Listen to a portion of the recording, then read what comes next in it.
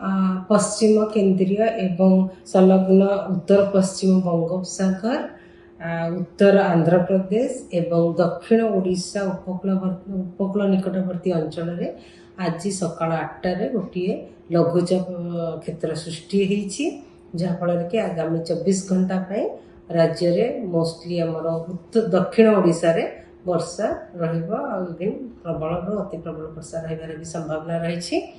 जो low pressure T रही सहित जड़ित घूर्णिबलयटी 5.8 किलोमीटर उच्चता पर्यंत समुद्र पतन ठार 5.8 किलोमीटर उच्चता पर्यंत विस्तरित रही, जोटा कि उच्चता हिसाब से दक्षिण दिग को ढलिक रही। आगामी 2 दिन मध्य सिस्टम टी गति कर पश्चिम उत्तर पश्चिम दिग को आमर साउथ दक्षिण ओडिशा, उत्तर आंध्र प्रदेश एवं दक्षिण छत्तीसगढ़ मध्य गति कर संभावना रही। आगामी 2 दिन मध्य केते दिन पर्यंत वर्षा रहिबो?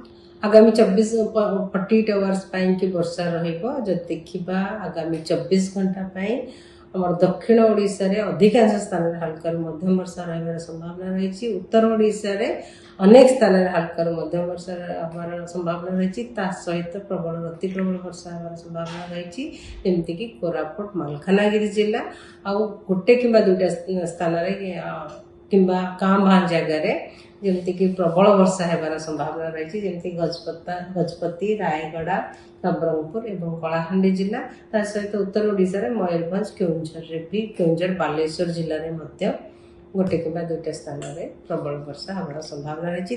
सहित अलग जिला गुड़िक वर्षा सहित गोटे कि 2टा स्थान बिजुली घड़घड़ी और झटका पवन 30 ରୁ 40 किलोमीटर पर आवर रही संभावना रही।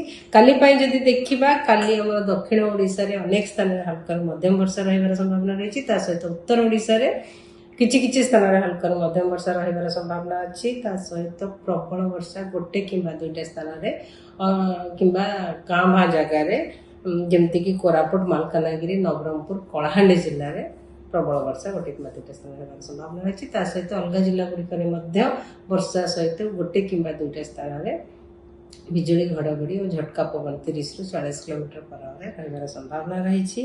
14 तारीख 15 तारीख 16 तारीख 17 तारीख किछि स्थान हल्का मध्यम वर्षा रही। आमर बिजुली घड़घड़ी सहित वर्षा भी हबार संभावना रही गोटे कि 2टा स्थान जमती कि आम जदि देखा 14 तारीख उपकूलवर्ती अंचल जिला गुड़िक सहित मयूरभंज केउंझर सुंदरगढ़ झारसुगुड़ा बरगढ़ और नुआपड़ा जिले में 15 तारीख वर्षा सहित वर्षा किछि स्थान होबार संभावना रही। सहित आम उत्तर ओडिशा एवं उपकूलवर्ती अंचल ओडिशार उपकूलवर्ती अंचल जिला गुड़िक वर्षा सहित गोटे कि 2टा स्थान बिजुली घड़घड़ी झटका पवन 30 ରୁ 40 किलोमीटर पर आवर रही। 16 तारीख जदि देखा 16 तारीख आमर उत्तर ओडिशा जिला गुड़िक उपकूलवर्ती अंचल जिला गुड़िक गोटे कि 2टा स्थान बिजुली घड़घड़ी सहित वर्षा और झटका पवन 30 ରୁ 40 किलोमीटर पर आवर रही। सहित जदि देखा आमर आगामी 2 दिन पर्यंत दक्षिण ओडिशा उपकूल अंचल पाखापाखि आमर केन्द्रीय पश्चिम केन्द्रीय एवं उत्तर पश्चिम किछि पार्ट बंगोपसागर फिशरमैन वार्निंग दि जाइए। मत्स्यजीवी मानक एडवाइस करा जाइए समुद्र भीतर को प्रवेश न करने आगामी 2 दिन पर्यंत समुद्र अशांत रही संभावना रही। पवन गति वर्षा सहित पवन गति 35 to 45 kilometre per hour, coasting to 55 kilometre per our.